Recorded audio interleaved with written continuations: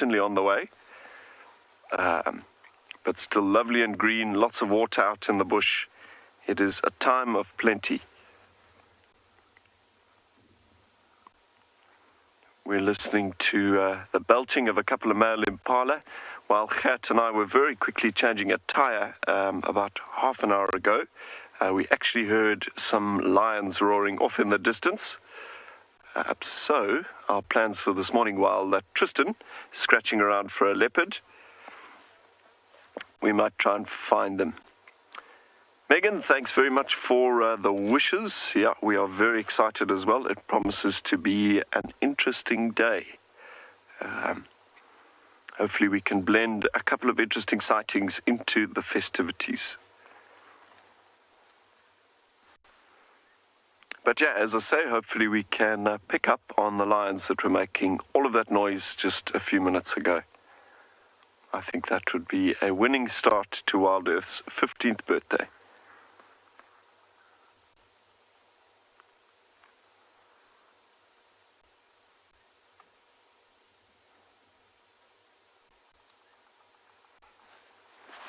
Okay, I think we are going to hit the road, strike while the iron is hot and all that. Let's see what we can see.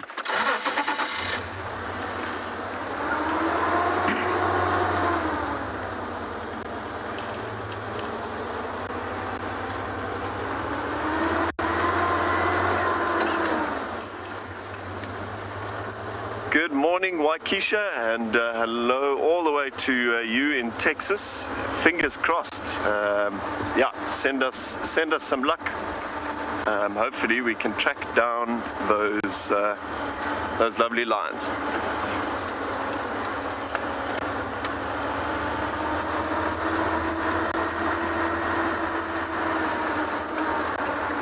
In my experience, tracking lions in the morning can be something of a race against time, because as soon as the temperature gets up and the sun is higher in the sky, they tend to go flat.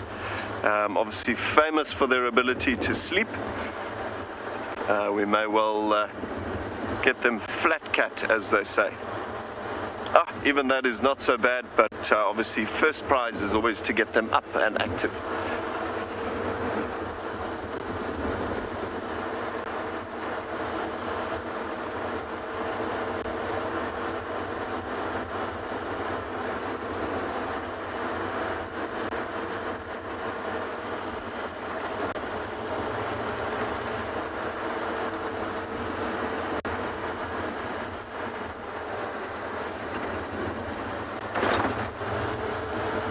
Yeah, a definite nip in the air this morning. It's not freezing cold, but the tide has definitely turned. Winter is on the way, more towards kind of late June, early July. We'll be right in the thick of it.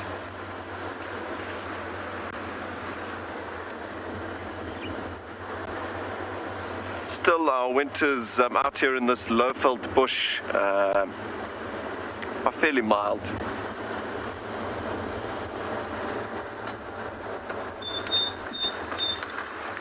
A lot of the guides, and in particular the cam ops, often stay in shorts right through the worst of it. So it can't be that bad.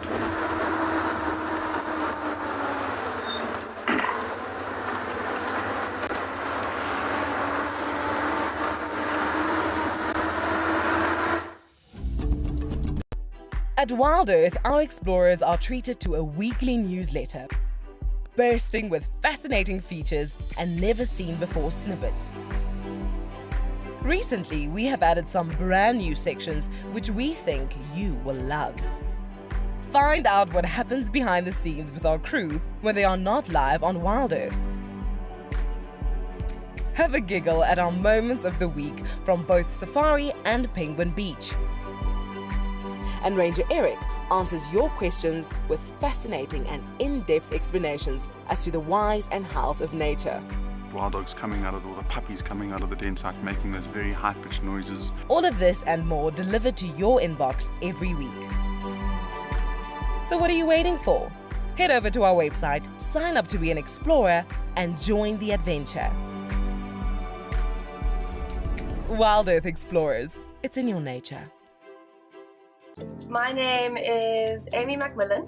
I'm the owner and founder of Ellie and May and one of the directors of the Macmillan Conservation Fund. My brother Mike and I were incredibly close and both share a great passion for conservation, for wildlife, for nature, for elephants in particular. Tragically, Mike was killed in a car accident. It was through his passion and enthusiasm for conservation and for elephants that really prompted me to start Ellie and May. Ellie and May is a lifestyle apparel brand that contributes towards and raises awareness about elephant conservation. So a percentage of our sales of our caps and our products goes towards the Macmillan Conservation Fund. The aim of the Macmillan Conservation Fund is to support other conservation initiatives through anti-poaching, through the conservation of Africa's wildlife, community upliftment, development and education, and at the heart of it all, keeping Mike's legacy alive. Find a way into the kill to eat, get their fill in there as well. But they're also going to be told off. See, lions are not great at sharing their food.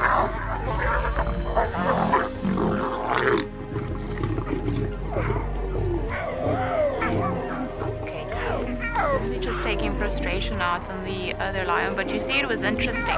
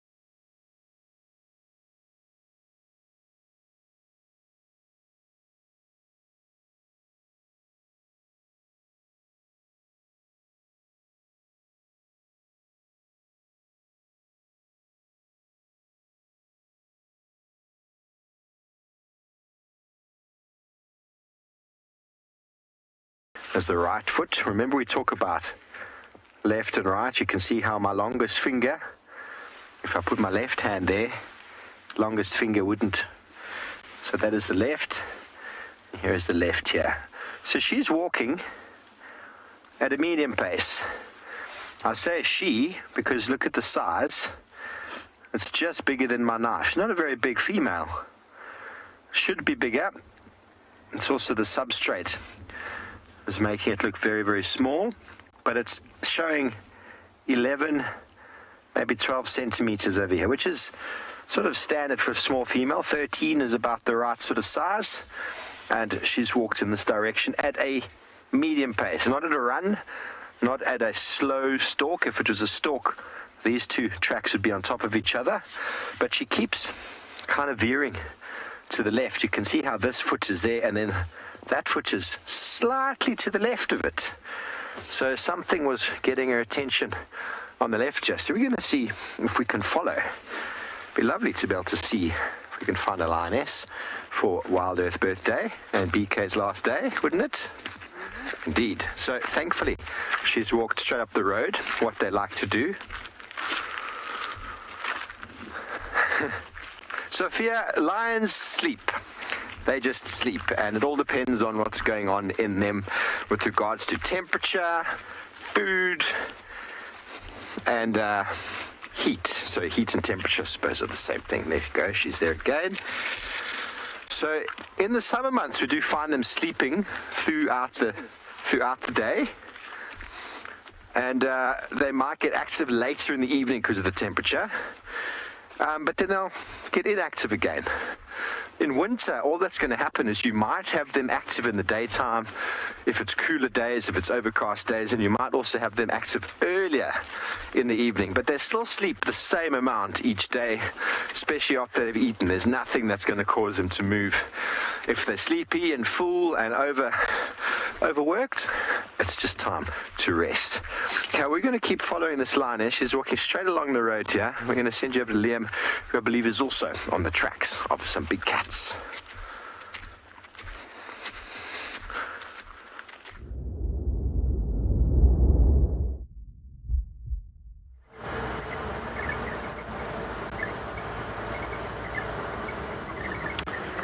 Well, brilliant to hear that Steve in Pridelands is also on a bit of a lion mission this morning. That gives us double the chance of finding them, hopefully.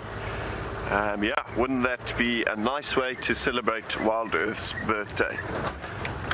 But let's see what we can do. So we are just making our way to one of our western boundaries, to Triple M Mala Main. In the hopes of finding tracks coming in or coming out. I don't know if you were watching an earlier segment, I think the segment yesterday morning, we got tracks for those lions on this road, but going the wrong way, going west out. So with some luck, we've got them coming east in. Fingers crossed.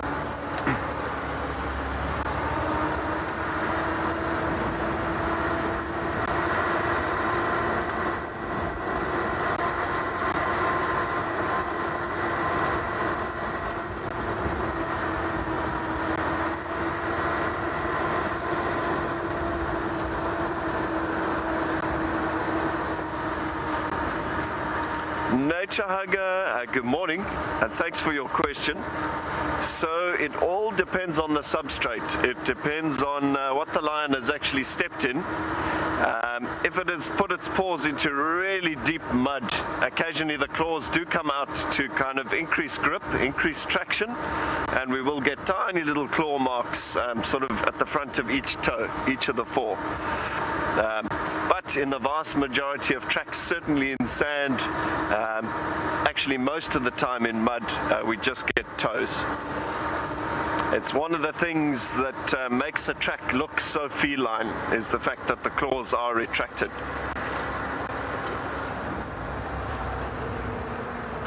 Now, there's a big visual difference between the tracks of something like a lion or a leopard, which are very feline with the claws retracted, and the tracks of something like a cheetah. They've got very, very long feet, and their claws are actually fixed, non-retractable. They look like dog feet to some degree. The benefit being that with those claws sticking out, when a cheetah reaches top speeds of 70 miles an hour, 110 kilometers per hour, it needs those claws to dig in to improve traction, to give it grip. But yeah, Nature Hugger, a great question. Thank you.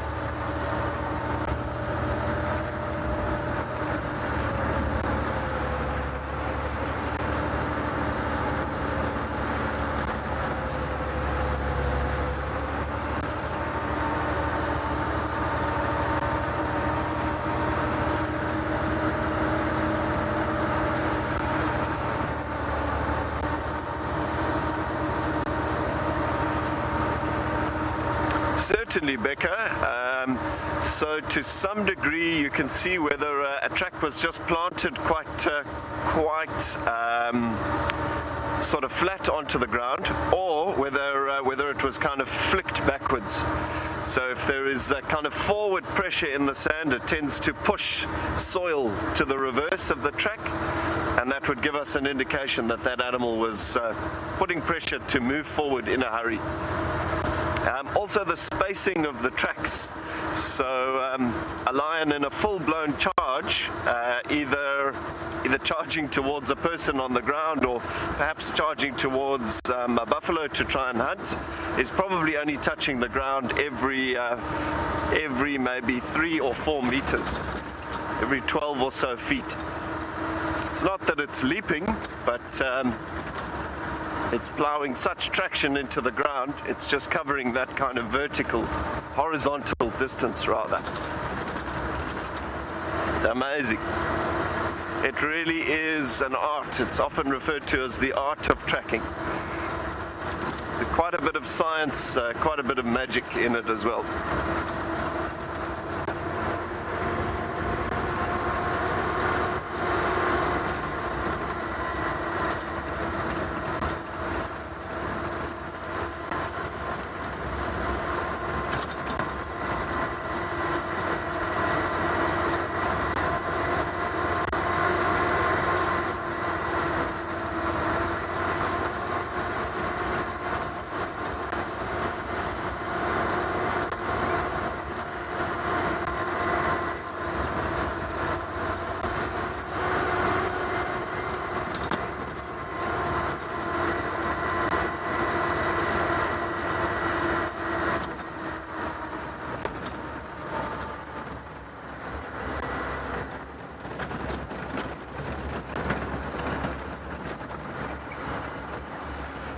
Billy. I think there would be potential for any animal under fairly stressed conditions to suffer from sleep deprivation. I'm thinking more of like a captive lion though. I think a wild lion under most circumstances will just sleep when it wants.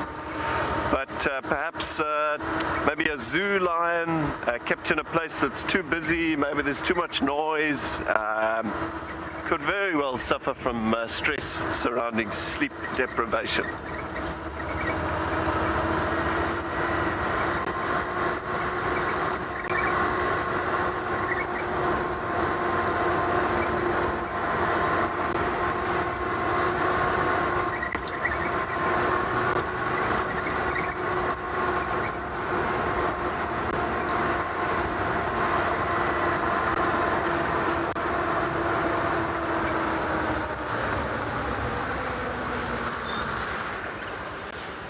So this is the exact spot we had the lions crossing out yesterday.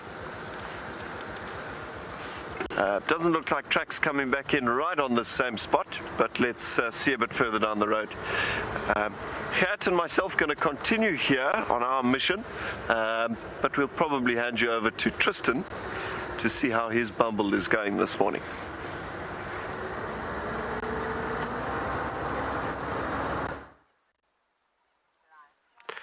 Well, there's tracks that are around, but I'm just trying to figure out exactly what's going on. In the meantime, I just stopped with a small group of impalas. Often when you've got tracks for leopards, it's always good just to stop at the first impala herd that you see, just in case they're stalking that herd. Leopard can't help itself when it spots impalas. So I just stopped with these guys for a little bit just to check. It looks like Columba's tracks kind of come out of the drainage line again and head towards sort of Gari Cut line, and then from there I've kind of lost them close to the big jackalberry. So I don't know if she's turned back into the Mulawati or if she's still stalking these guys or if she's carried on. Still trying to figure all of that out. It's difficult after the rain to see tracks. The roads have become super hard with a bit of sunshine yesterday. And her tracks are not easily seen. But it gives me an idea that maybe, just maybe, she's not with the cubs, because the track didn't look like there was cub tracks with it. But I need to really double check to make sure, which means that the cubs are probably still somewhere behind the dam wall there, and she's just moving on. It seems like this is her pattern, is that she comes to the cubs in the evenings. So somewhere around midnight, spend some time with them, and then off she goes again and goes in search of food and scent marking and all the other things that leopards do. Impalas look super chilled though. Normally if there's a leopard around, whether they've seen it or not, they kind of have an idea. There's a scent that drifts or something like that, and they always look a little bit twitchy. In this case though, I don't see them being even remotely nervous. They alarmed called at me when I was on foot, following the tracks, but other than that, they seem as though they're pretty relaxed and like they haven't had too hectic an evening. One thing that is noticeable though is that yesterday or last night when I came past here just before we saw the cubs, this herd was about 5 times the size. So there was a male, lots and lots of females in this group, and it seems to have become a lot smaller. So I don't know if maybe another male came through and kind of disrupted the whole herd system, or if it was her, the leopard, that kind of came through and disrupted it. But there's definitely not the same numbers of impalas here as there were last night, this morning. Otherwise it's been fairly quiet. I haven't heard any sort of alarm calls or any more vocalizing for anything really from the lions to leopard or anything else. So I think what we'll do is just carry on and just try and see what else there is. I just want to check a little bit up this road just to see if I can pick up the track again, and we get lucky to kind of find out where she's gone. Hopefully there'll be some sort of sign of her, otherwise we have to go back to the Mulawati and just check she hasn't dropped back in on that side.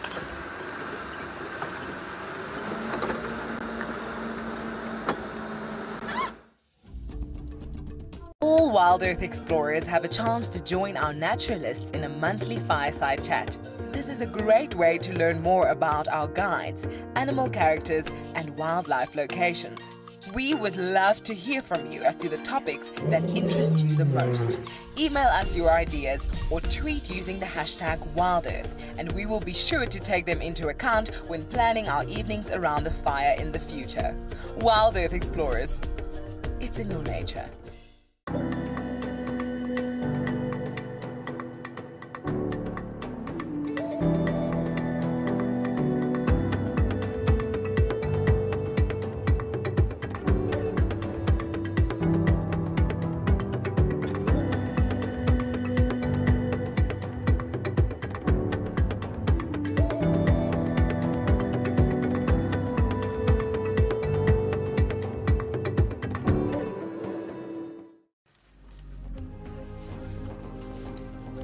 My heart rate has gone up slightly.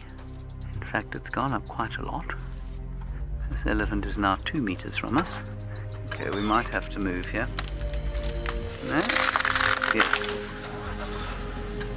Sorry, my friend, but you're about to push that onto the car. You see how cross he was that we didn't want to watch him push the tree over. That's why we moved. The unique thing in Djuma here, it's all about the characters that are within the property of Djuma and able to follow them and all know the information of all these species. And I don't want to forget the structured communication of the management of Djuma, from directors all the way down to the bottom. What made me choose Djuma, of course, is an involvement of the landowners in the entire community. Djuma play a very good role in the local communities. They have bursaries for children. They help schools building classes.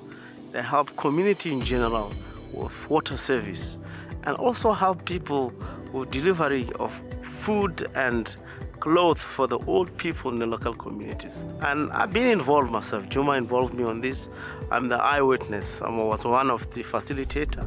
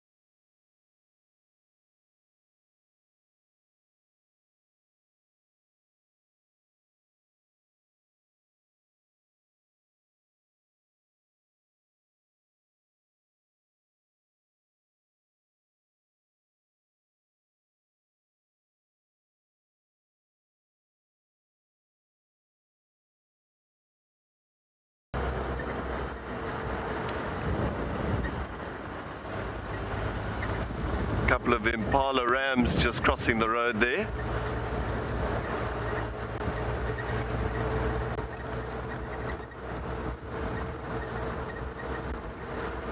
Agreed, Julian, it is a little fresh today, but Gert and I have got our jackets, we've got our coffee cups to go, and we are geared up and ready for what promises to be quite an action-packed day.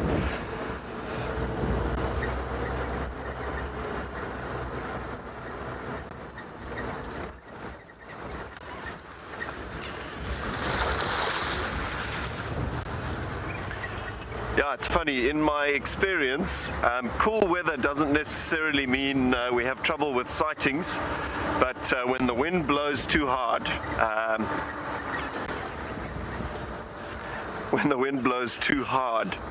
that's when we seem to have difficulty.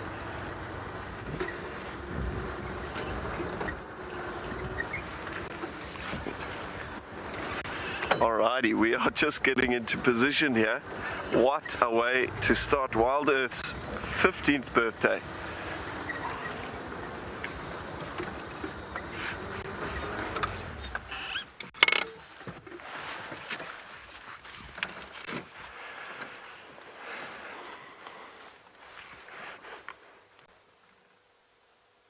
How marvelous is that?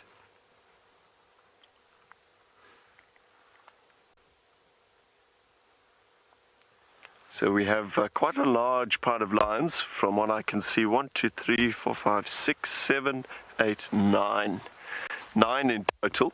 Again, I'm still quite new to the dynamic here at Djuma. This is only my second lion sighting on the property in the driver's seat. I might go as far as to say these are the Talamati lions. I think that's right. But we will see. See if there's any feedback from you guys.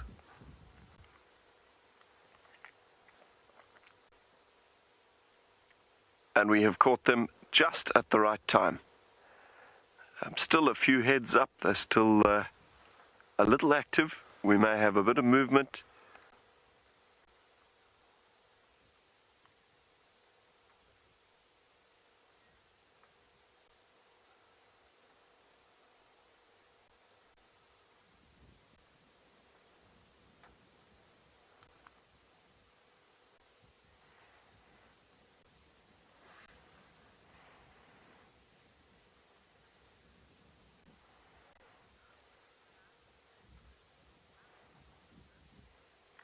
Leona, quite right. How brilliant is that?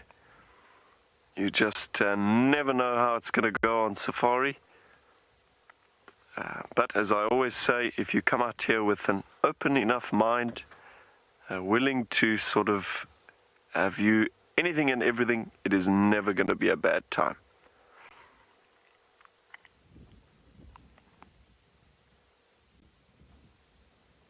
Lovely to see these lions. And very obligingly completely out in the open as well.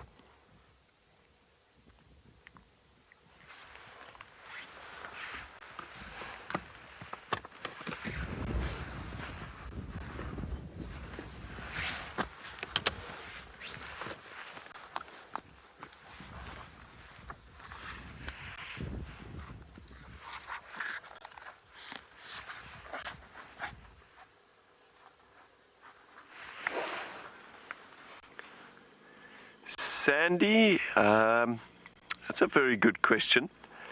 They've got adaptations pretty much head to toe in order for their survival in this environment. And survival is quite a broad term.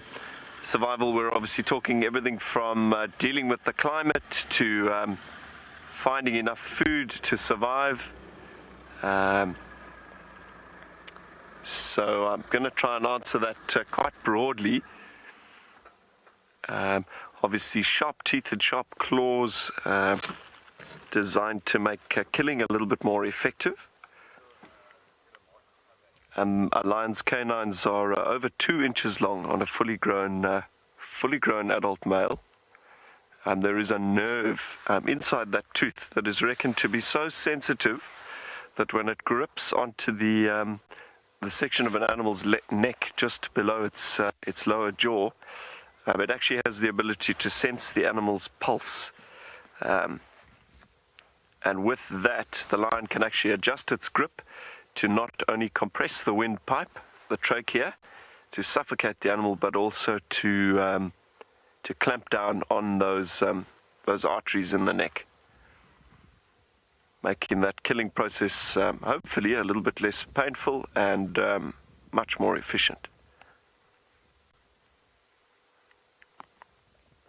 Lions in many areas as well have adapted a total or near total independence from water.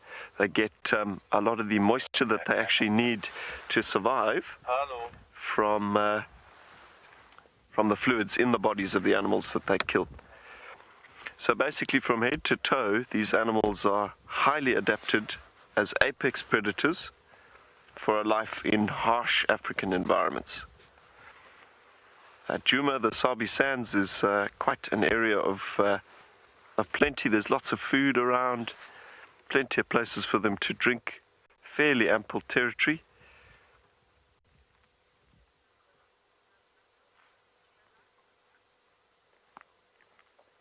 Peaky, thank you very much. Yeah, I believe we've confirmed that this is the Djuma Pride.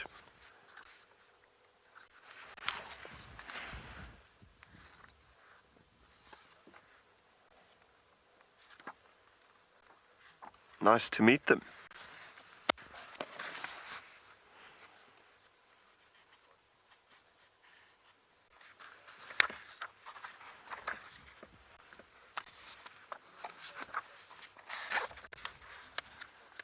The Djuma sub-adults with Chela. Yeah, so the young males that we're looking at, there's a bit of a mixture of them here. I think we're framed up on a young lioness there, judging by the scruff on the neck.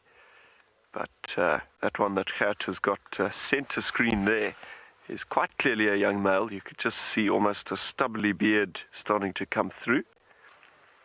The mane on a male lion could take up to 7 years to develop all the way.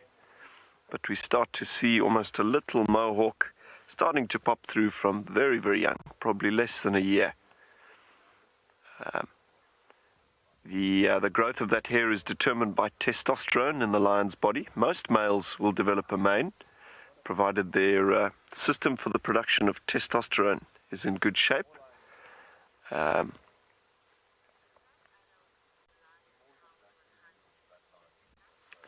Jessica, sub-adult lions will definitely help with hunting if they're given the opportunity, though in many cases they tend to lack the finer skill to actually get the job done effectively. So very often, if there is a large contingent of mature lionesses in the pride, very often sub-adults will kind of be encouraged to sort of stay out of the way. But yeah, from the age of about 2.5 to perhaps 3, they are actively engaging in hunting activities, refining those skills, and getting better at doing the job. It's not necessarily that they have to be taught to hunt, in the same way that if you've got a domestic cat at home, it's a domestic cat. It's been a domestic species for 10,000 years, domesticated by the Egyptians, but a mouse scurries across the floor and that cat will still pounce on it. Nobody taught it to hunt.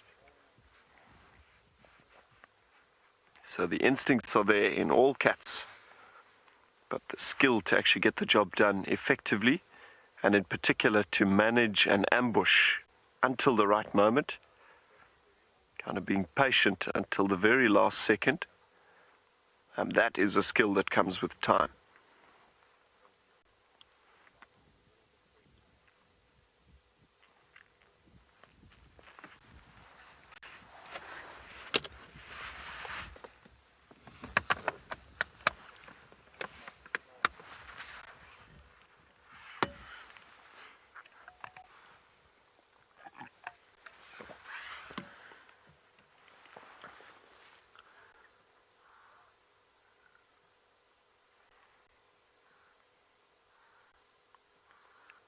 Over the sound of me taking a sip of coffee there, I hope you can hear the rutting of some male impala. That's certainly attracting the attention of at least one of these sub-adults. Oh, 2.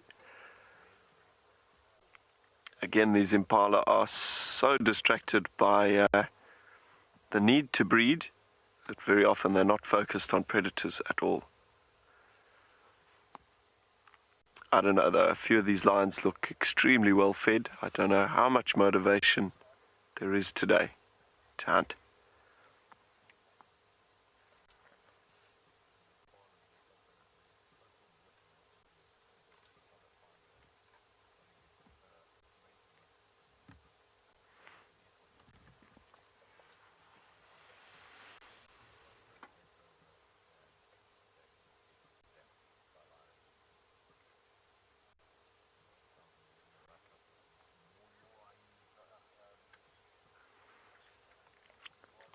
So this is such an exciting sighting. Gert and I are in absolutely no hurry to go anywhere. We are going to stick around with these Nkuhuma sub-adults, but we're going to link over to Steve in Pridelands to see how his morning is going.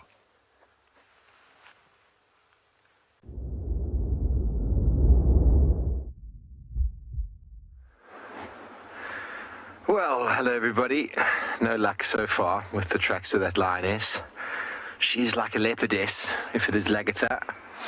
I've tried to track her before. She is very, very elusive. So we thought we'd just climb up on top of a rocky outcrop, give you a view of the east and where the sun has been rising behind the clouds. It's a nice fresh morning, and just have a nice reflective moment to consider the last 15 years WildEarth has been doing their thing. And I suppose the 5th year that I've been involved. What a journey it has been. What a story. So many things have unfolded. So I'm just going to allow you just to breathe in. Just enjoy a quiet moment.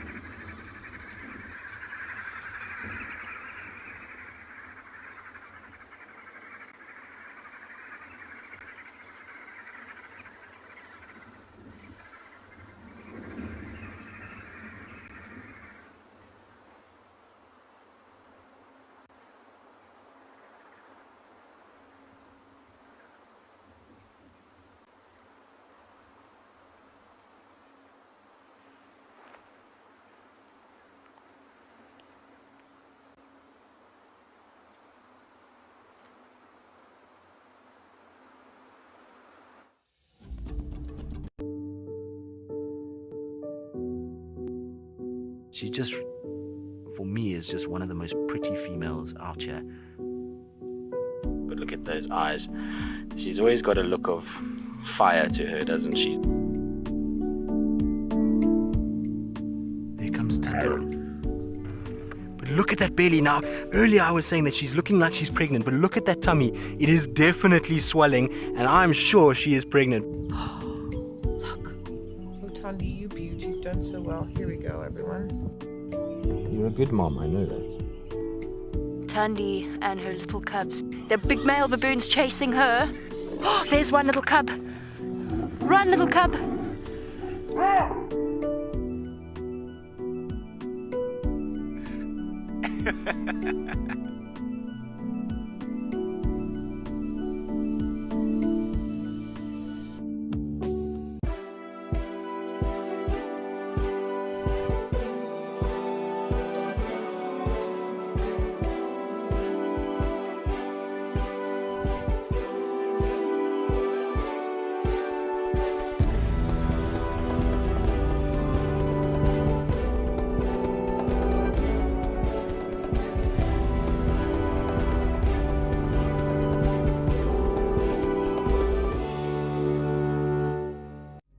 This morning we were driving and suddenly we heard a lot of commotion. I think the wild dogs might have caught an impala then, or the leopard might have caught the impala, and as it was dragging it, the wild dog saw it, started chasing the leopard up into the tree, and then the hyenas came to steal it.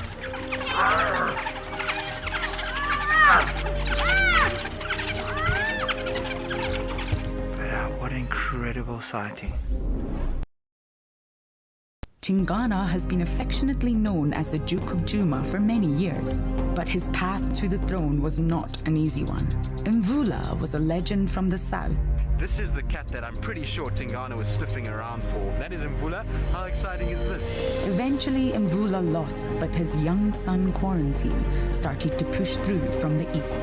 At the beginning of 2018, an intruder arrived. His name was Hukamuri.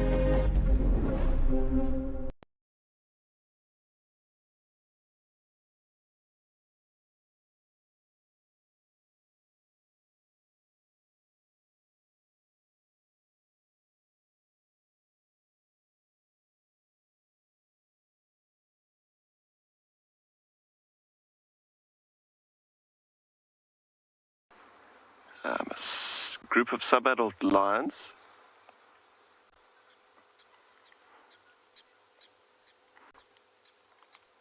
We've got a couple of individuals just on the outside of the group showing a fair bit of interest in something towards the eastern edge of this clearing. I think it's potentially rutting male impalas.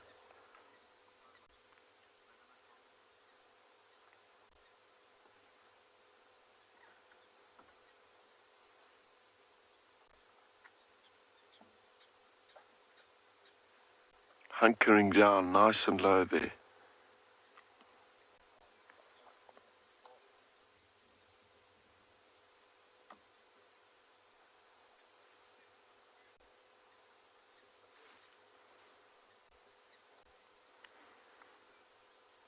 I can just see a couple of male impala, probably 50 or 60 meters further in. I don't think Kat is going to be able to get them there in very, very thick vegetation. It would be a real challenge for these young lions to ambush these impala. They are completely out in the open. But you never know. Some stranger things have happened.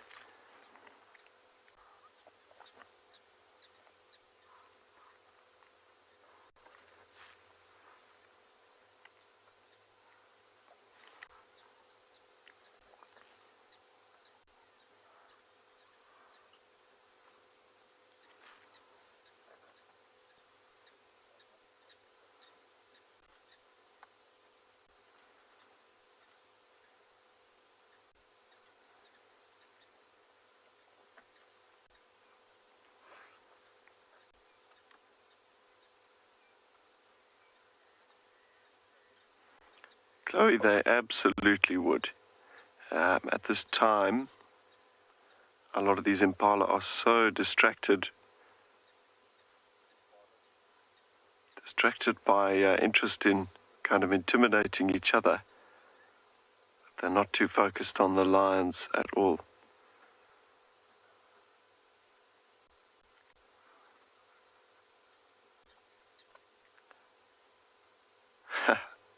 I think they may have escaped for now. None the wiser to the 7 or 8 lions. Is that right? Yeah.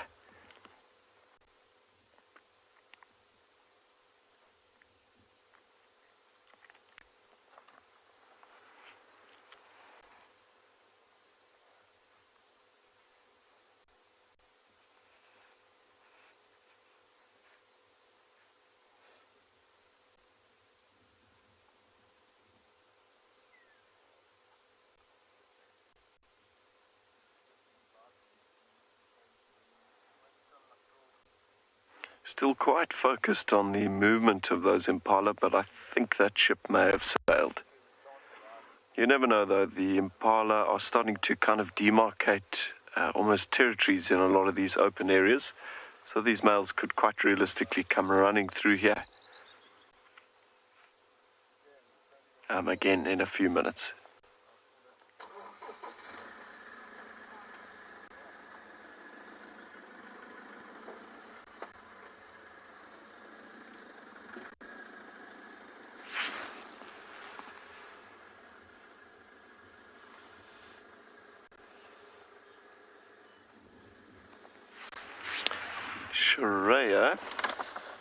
So we are on Djuma Djuma Camp Access at the moment. Let me just find it on the map.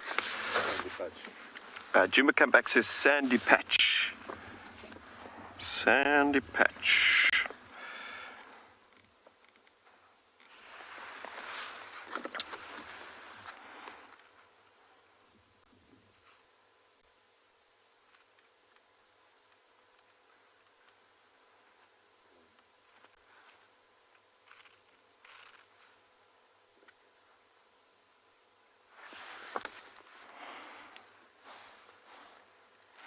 So please excuse my slightly dirty map here, but we've got Gowrie Gate, which is our entrance to the Sabi Sands, and just a stone's throw down the road, slightly off of Vuyatela Access, we have Sandy Patch.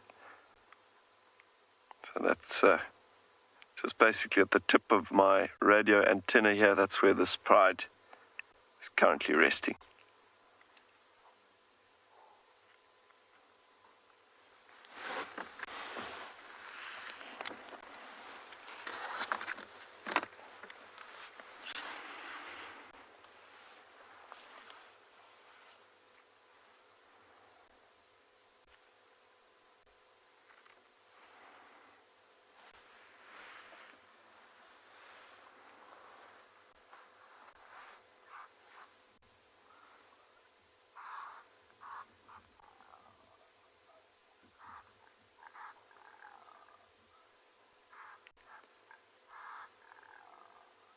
I'm sure you can quite clearly hear the belching and snorting of those impala rams.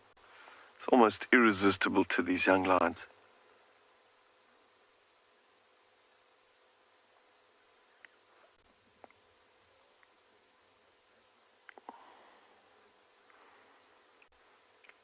So we're going to keep a close eye on these young lions. Perhaps we will reposition slightly so we're in a bit of a different view when you return to us. But for now, let's head over to Steve and see how his bushwalk on Pridelands is going this morning.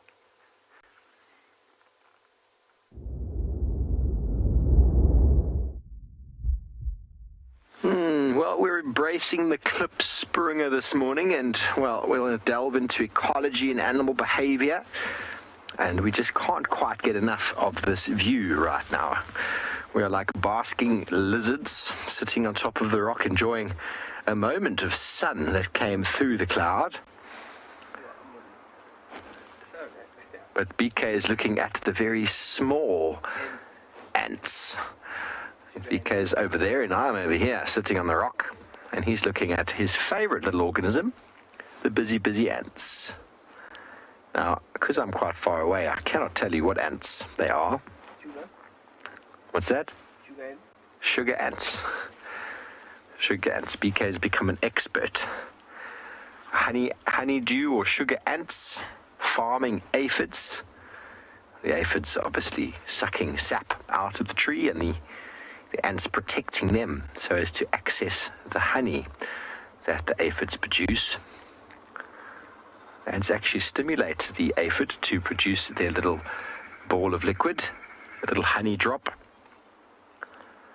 And it's a resource they can maintain all year round. It does make them quite aggressive to anything that comes near,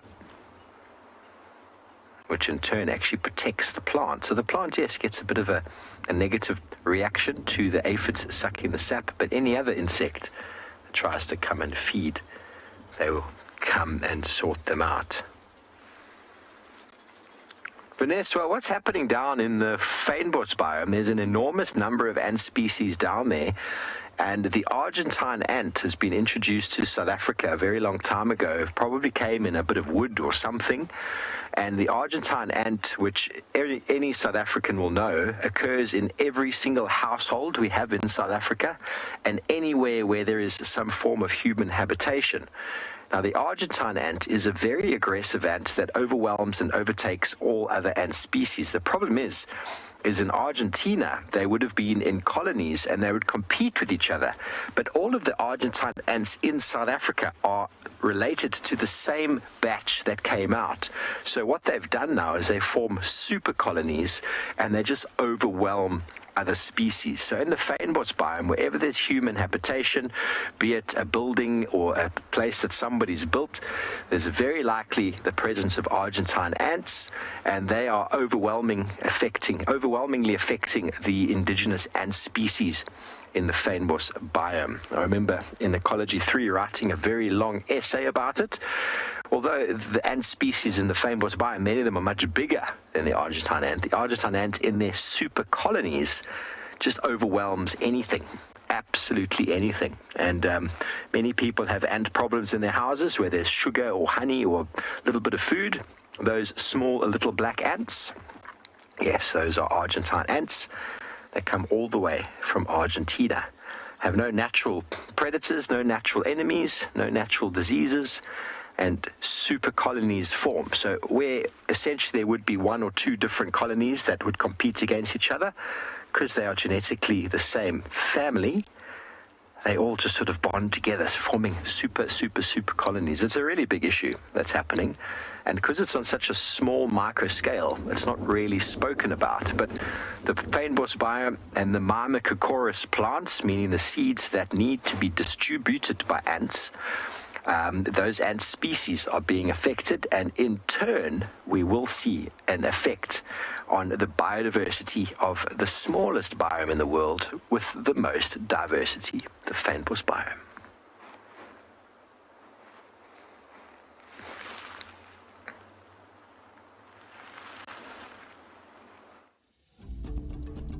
If you are a self-confessed South African bush baby, then listen up. A last-minute 4-day WildEarth expedition is available at a discounted price just for our South African viewers. From the 27th to the 31st of May, you will be staying in Tumbeta House, a 3-bedroomed intimate lodge with its very own hide and waterhole. Hosted by Tristan Dix, these are the last ever places available to stay in Djuma, which has closed its doors to tourists. Head over to our website to find out more.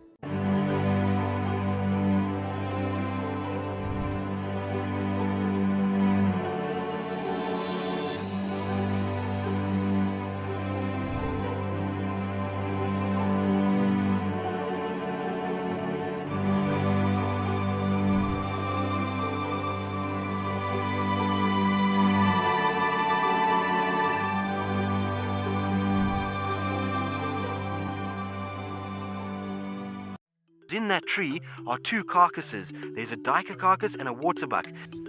Well, it's not as graceful as... He's a bit hesitant because, well, climbing a tree is not the easiest, but he will get up there eventually. So let's see. There he goes. And look at the power in that. That is a massive 500-pound cat that has just climbed the marula tree and is up in there. How cool is this? I don't know how he's going to do it, but let's see. With the traditional stories I've learned that it does have future and a past. If you follow it, you'll never ever go wrong in life. It's very important because it contains, of course, the history background and the knowledge of the bush. In each every family they have so-called a tree or a marula tree. We'll go there and kneel down and talk to the tree and said, we want success in the family. Ribbon is the matriarch and has recently been seen with injuries to her body. Corky was the previous matriarch and is believed to be taking back her status. Intima was born to Ribbon in February 2017 and also enjoys a high ranking. Heart is the next rank down, and named June is believed to be the lowest rank, easily recognizable by a floppy left ear.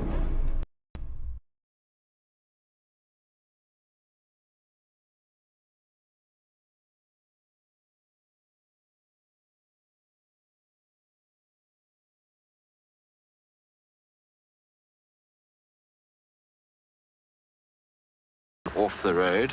So I've checked Vulture's Nest now, nothing coming this way, which means that either she's gone kind of north and east into the block. There's a little mud wallow or Faina Road that she might have headed to, and she was just starting to leave Tundi. She spent a lot of time at that little mud wallow, or they've gone straight on Central and I've just missed the track. But there's a hyena track that I found walking along quite clear, but no sign of any leopards moving about. So maybe it's time to go back there again and then just double check. Just want to check Nyala itself quickly, make sure that they didn't cut through the block and come out onto this side. The pans on Batalia, where they've also been spending some time, are just on my right hand side here, so they could come in this direction theoretically. So we'll just have a little scan. Doesn't seem like anyone's driven here, so this morning or yesterday, so we have a good chance of at least spotting tracks if she's walked here, although you can see a hyena walked here and it is almost impossible to tell. It's just little toes that you can see every now and then. Which, talking about hyenas, it's apparently World Hyena Day today. Might have to pop in the den sometime if we don't have any luck here to go and see them. There's lots of celebrations today. Birthday, Hyena Day, Freedom Day in South Africa. A lot going on. Cause for celebration. Now we just need some sunshine to come out to get everybody into the party spirit. Hyena tracks going up the road. Hyena Day, exactly. Nice, AD.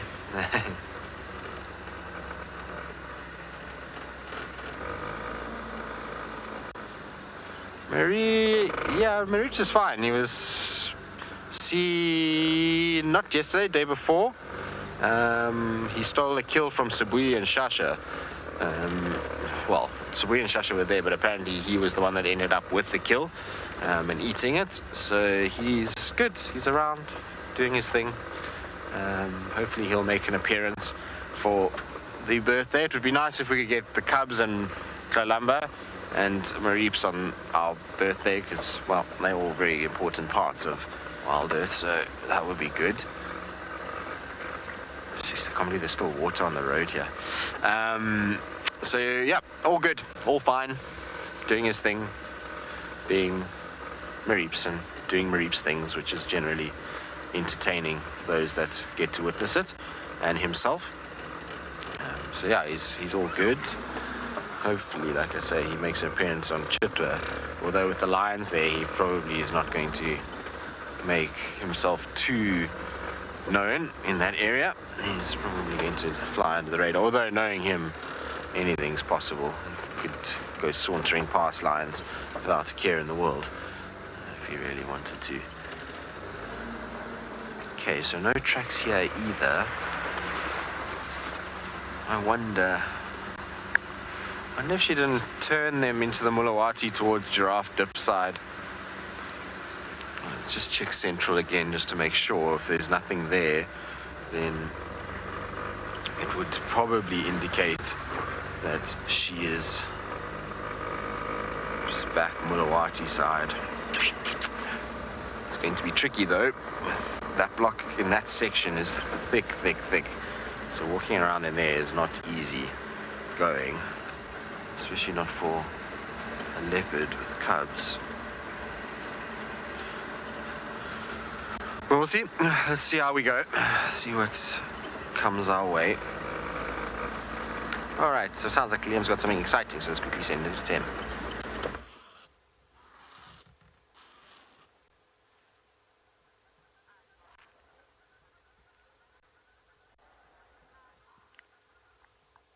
So we are holding our breath to some degree. These two male impala have come well within striking distance of these lions. They've all snapped up and then crouched facing these two males. Let's see what happens in the next few seconds. We could very well have a chase on our hands. Yeah, a tentative warning for sensitive viewers. We may be about to witness a kill.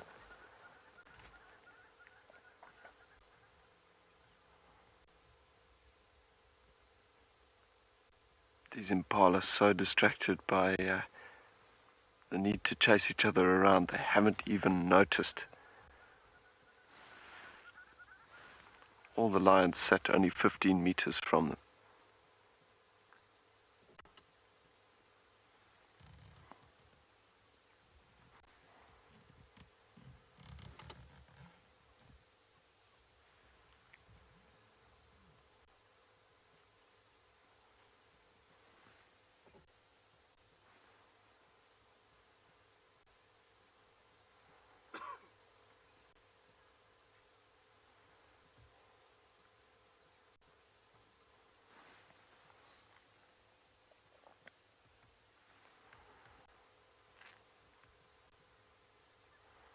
These young lions absolutely bristling with excitement. The irresistible movement of those males.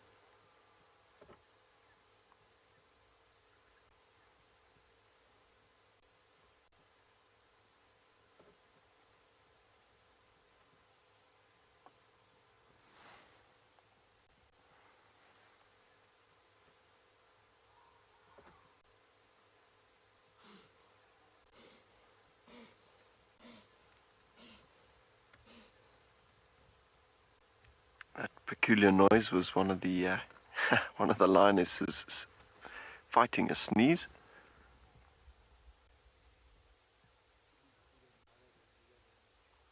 I think that may have alerted the impala. I've just heard an alarm call. The jig may be up for today.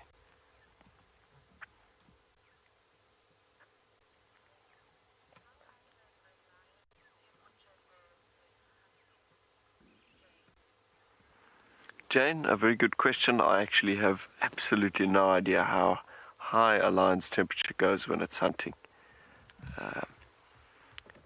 Chasing down prey animals in hot sun, though, can be a risk for many species of big cat. I know something like a cheetah is extremely limited in terms of its capabilities for distance running when it comes to chasing prey. A cheetah doing 110 kilometers an hour, 70 or 80 miles an hour, can only keep that up for 10 seconds before it simply has to slow down or it will overheat and die.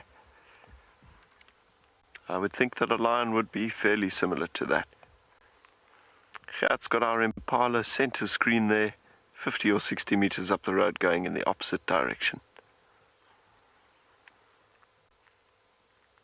Yeah, look, these impala rams are remarkably foolish at times at this time of the year. So who knows, they could come thundering straight back through here. That was the closest call we've had in this sighting. Who's to say they don't come trotting straight back through here into the jaws of these lions? Oh.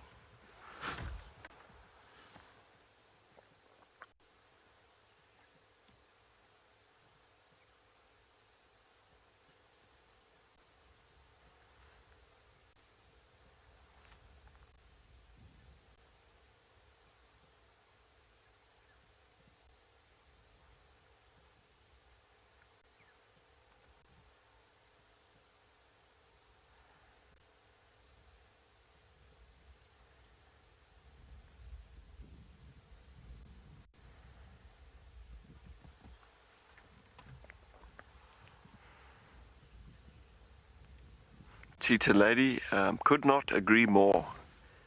This could very realistically become quite interesting.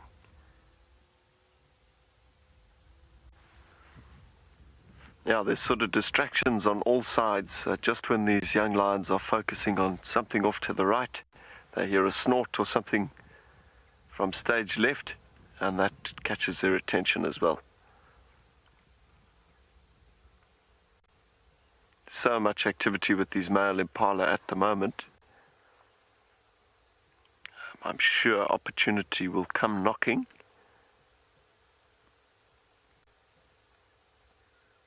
But that could obviously happen at some stage in the next 5 minutes or potentially in the next 15 hours.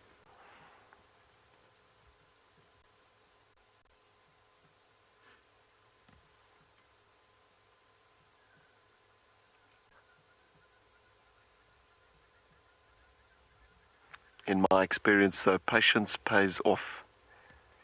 So we are quite willing to hang around with these incredible animals and see what transpires.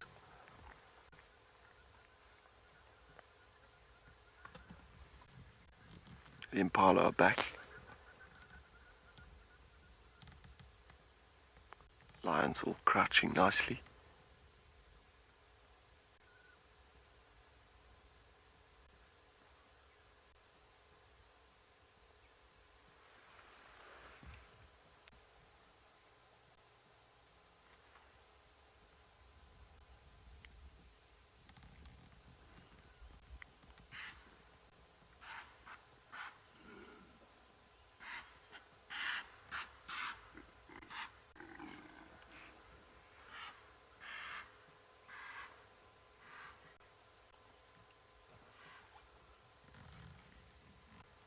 Yet again, totally none the wiser of the danger sitting out in this open area. He's so fixated on keeping other males out of his area, away from his grazing grounds.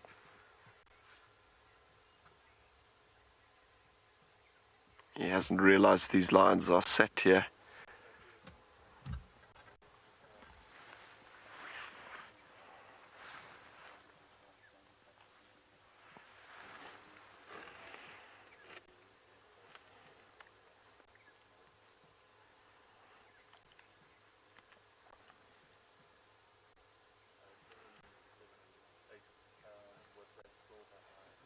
Still, as many as 6 in 10 lion chases end in failure.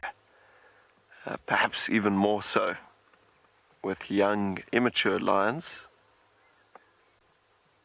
But today may be their lucky day. Who knows?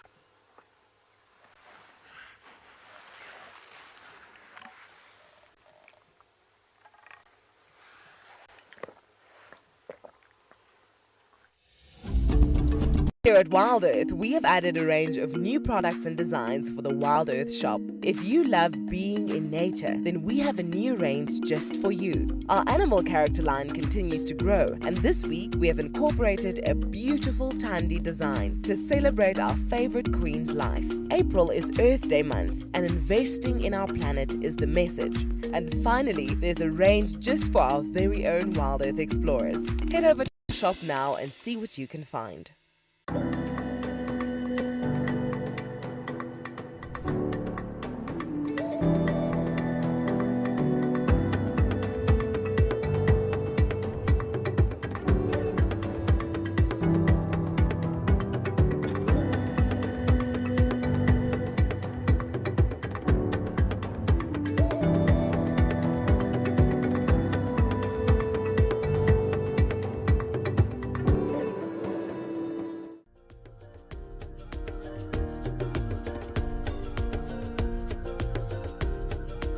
We have got an epic battle going on between a pirate fly and a drop-tail ant.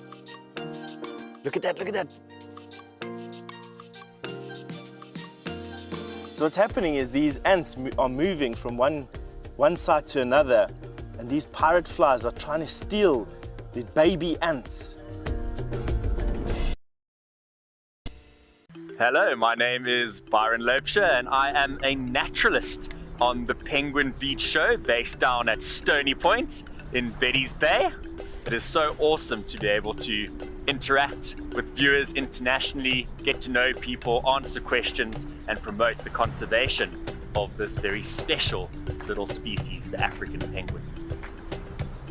My favorite types of questions to receive from viewers on the show are the more challenging questions. I really enjoy it when I don't know the answer to a question and I have to go back and research the answer and provide feedback to the viewer.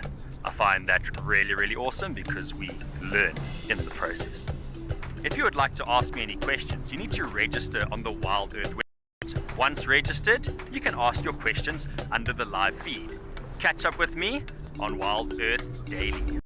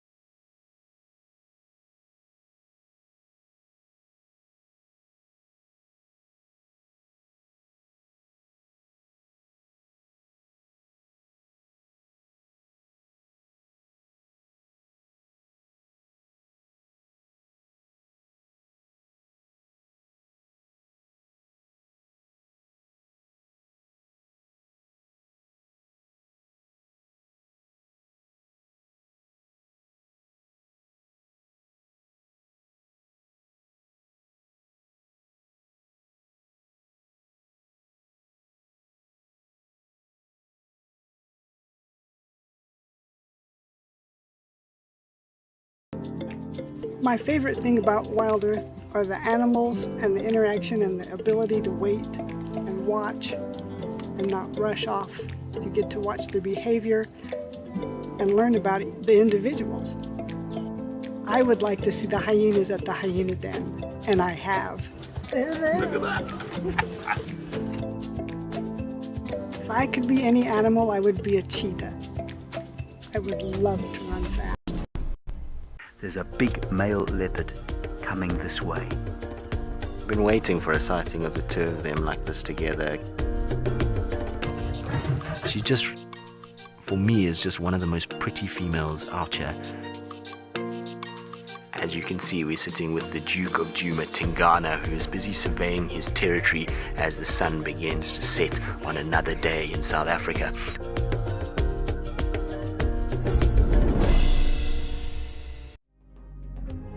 On the way into the kill to eat, get their fill in there as well.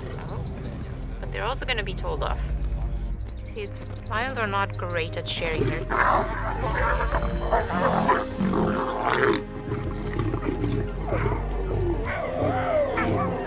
Okay, guys. Let me just taking frustration out on the other lion, but you see, it was interesting.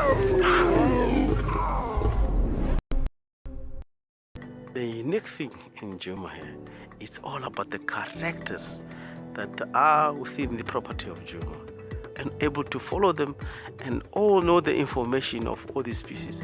And I don't want to forget the structured communication of the management of Djuma, from directors all the way down to the bottom. What made me choose Djuma, of course, is an involvement of the landowners in the entire community. Djuma play a very good role in the local communities. They have bursaries for children. They help schools, building classes. They help community in general with water service, and also help people with delivery of food and clothes for the old people in the local communities. And I've been involved myself. Djuma involved me on this. I'm the eyewitness. I was one of the facilitators.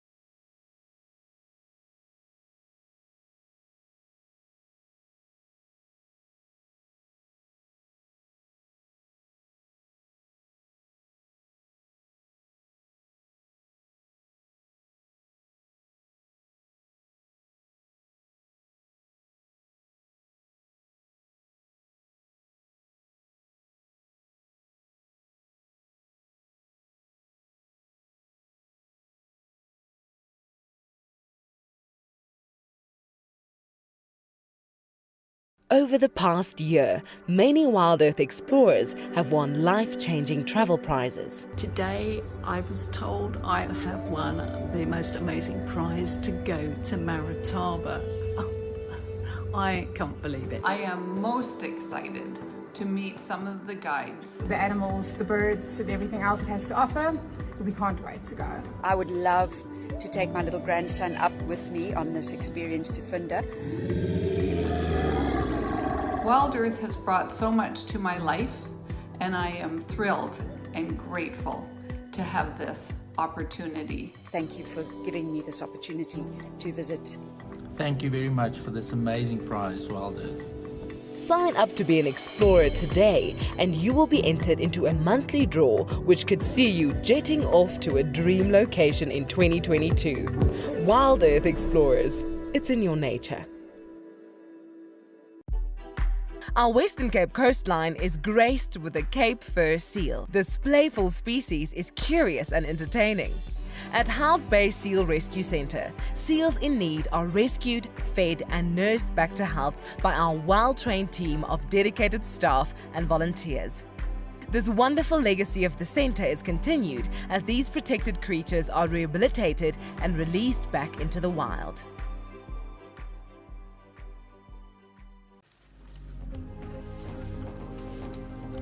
My heart rate has gone up slightly. In fact, it's gone up quite a lot. This elephant is now 2 meters from us. Okay, we might have to move here. No?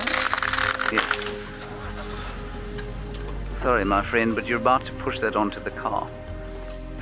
You see how cross he was that we didn't want to watch him push the tree over. That's why we moved. 3 brothers named the Avoca males arrived in Djuma in 2018. This area had recently been vacated by the Birmingham boys. In 2019, they were seen mating with females from both prides and went on to sire cubs with them. The most recognizable lion in this coalition is Darkmane.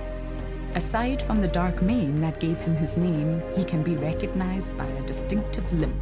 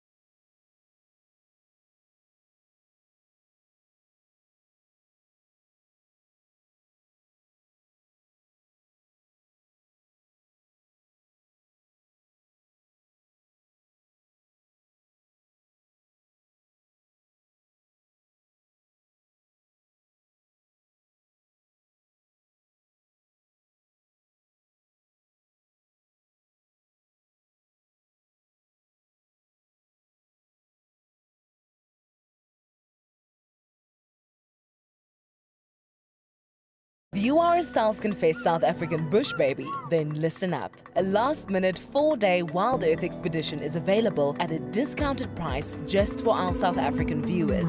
From the 27th to the 31st of May, you will be staying in Tumbeta House, a 3-bedroomed intimate lodge with its very own hide and waterhole. Hosted by Tristan Dix, these are the last ever places available to stay in Djuma, which has closed its doors to tourists. Head over to our website to find out more.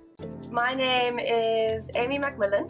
I'm the owner and founder of Ellie and May and one of the directors of the Macmillan Conservation Fund. My brother Mike and I were incredibly close and both share a great passion for conservation, for wildlife, for nature, for elephants in particular.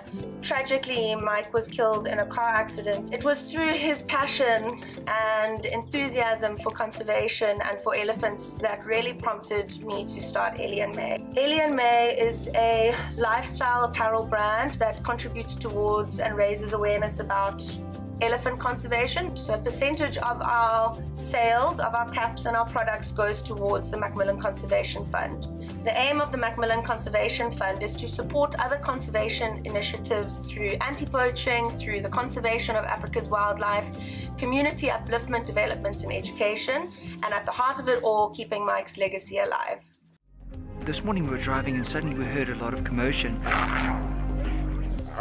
I think the wild dogs might have caught an impala then, or the leopard might have caught the impala, and as it was dragging it, the wild dog saw it, started chasing the leopard up into the tree, and then the hyenas came to steal it.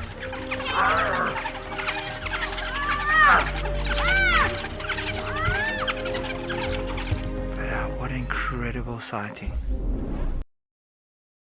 With the traditional stories I've learned that it does have future and a past. If you follow it, you will never ever go wrong in life. It's very important because it contains, of course, the history background and the knowledge of the bush. In every family they have so-called a tree or amarula tree. We'll go there and kneel down and talk to the tree and said, we want success in the family.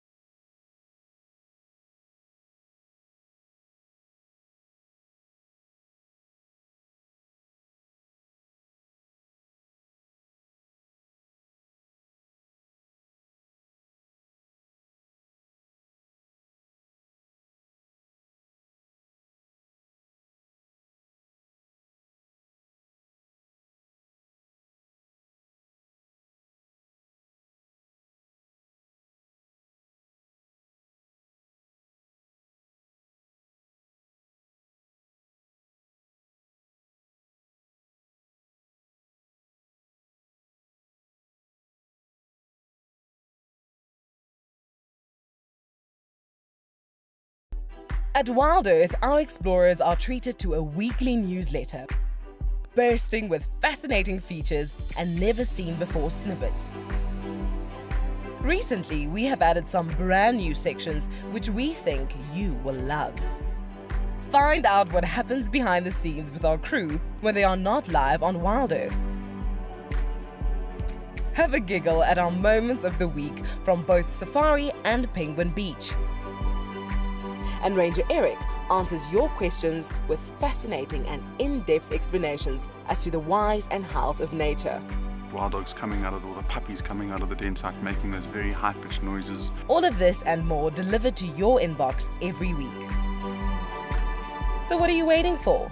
Head over to our website, sign up to be an explorer, and join the adventure. WildEarth Explorers, it's in your nature.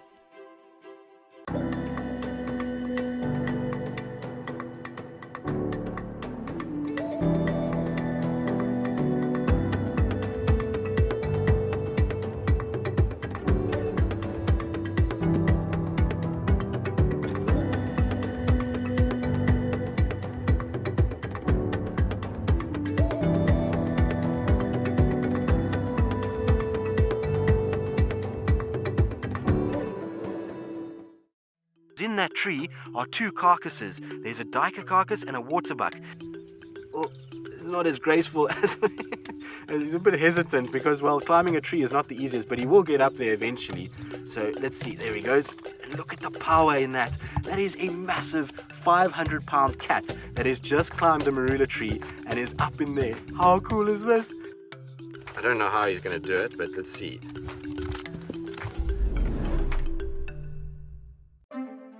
Hukamore. Oh, here's an impressive looking male leopard. Look at that neck on him. He just looks ready for a fight. This is only the third time that we are seeing him that is known as the Hukamuri male, and he certainly has a lot of character and atmosphere. This is gorgeous. Hukamuri having a drink at one of the little seasonal pans. Isn't he absolutely gorgeous? Compact, powerful, focused.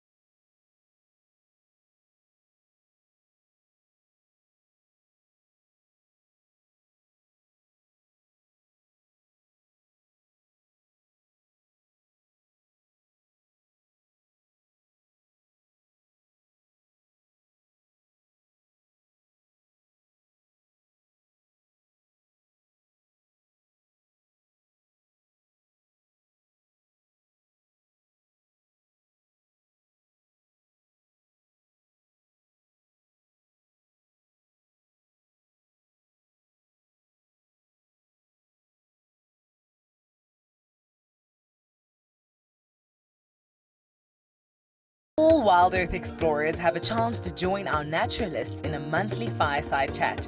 This is a great way to learn more about our guides, animal characters, and wildlife locations.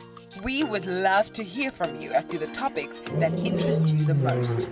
Email us your ideas or tweet using the hashtag WildEarth, and we will be sure to take them into account when planning our evenings around the fire in the future. WildEarth explorers, it's in your nature.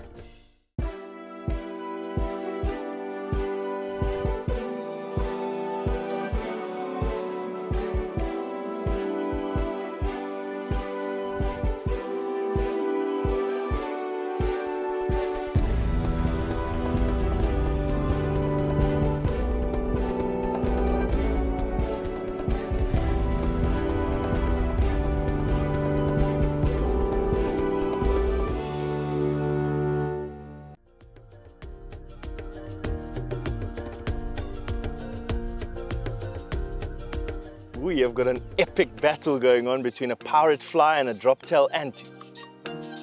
Look at that, look at that. So what's happening is these ants are moving from one side to another, and these pirate flies are trying to steal the baby ants. The neat thing in Djuma here, it's all about the characters that are within the property of Djuma and able to follow them and all know the information of all these species. And I don't want to forget the structured communication of the management of Djuma, from directors all the way down to the bottom. What made me choose Djuma, of course, is an involvement of the landowners in the entire community. Djuma play a very good role in the local communities. They have bursaries for children. They help schools building classes. They help community in general with water service, and also help people with delivery of food and clothes for the old people in the local communities. And I've been involved myself. Djuma involved me on this. I'm the eyewitness. I was one of the facilitators.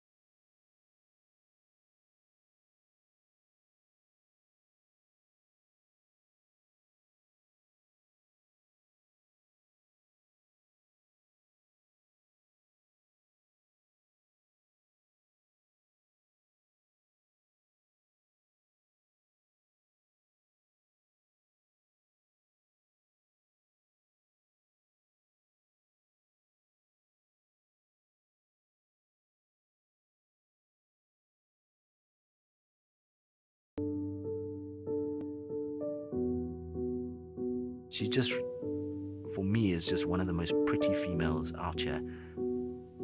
But look at those eyes. She's always got a look of fire to her, doesn't she? There comes Thunder.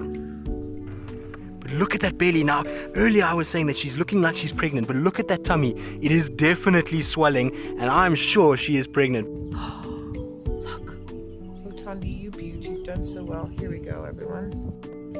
You're a good mom, I know that. Tandy and her little cubs. There are big male baboons chasing her. There's one little cub. Run, little cub.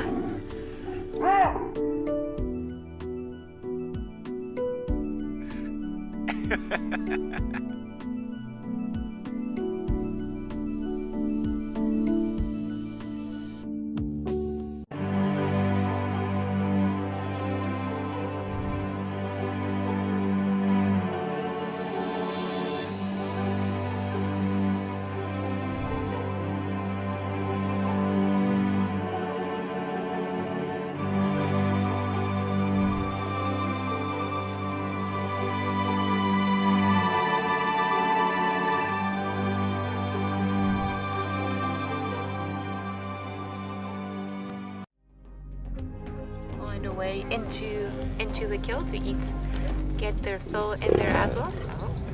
But they're also going to be told off. See, lions are not great at sharing their food.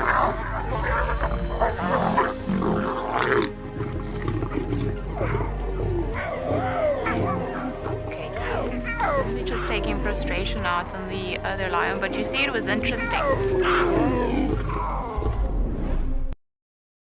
Look at that. There's a tiny leopard cub. Kruger has given birth overnight.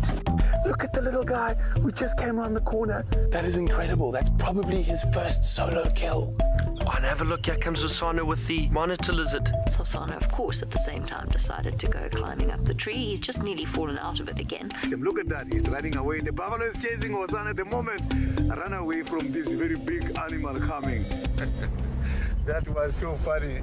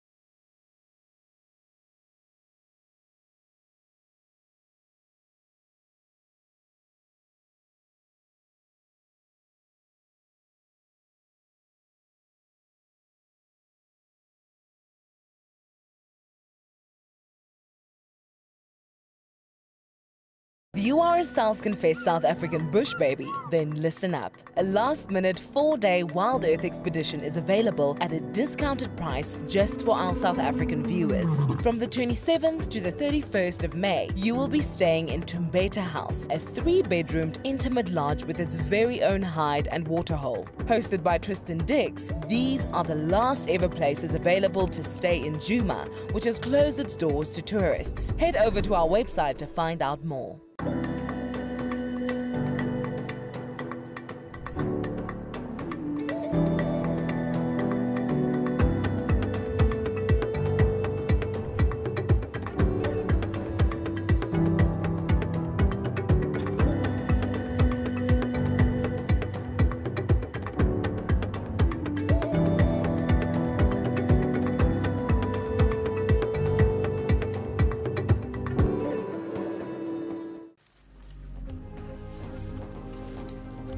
My heart rate has gone up slightly.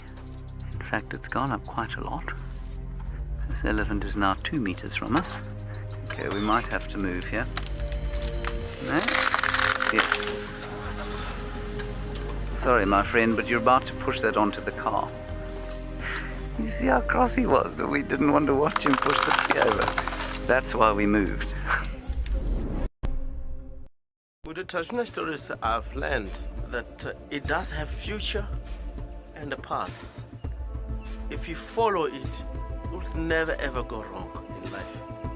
It's very important because it contains, of course, the history background and the knowledge of the bush. In every family they have so-called a tree or amarula tree. We'll go there and kneel down and talk to the tree and said, we want success in the family.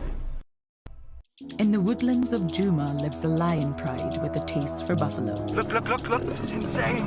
Now, this is what I was saying about lions and buffalo. It's absolute pandemonium. WildEarth have been privileged to follow the Nkuhuma pride for many years. One of the most loved cats in the pride is Amber Eyes. She was not successful in rearing her first 2 litter of cubs and was seen as an aunt to the other youngsters. Then eventually, towards the end of August 2019, we found her with 4 tiny cubs of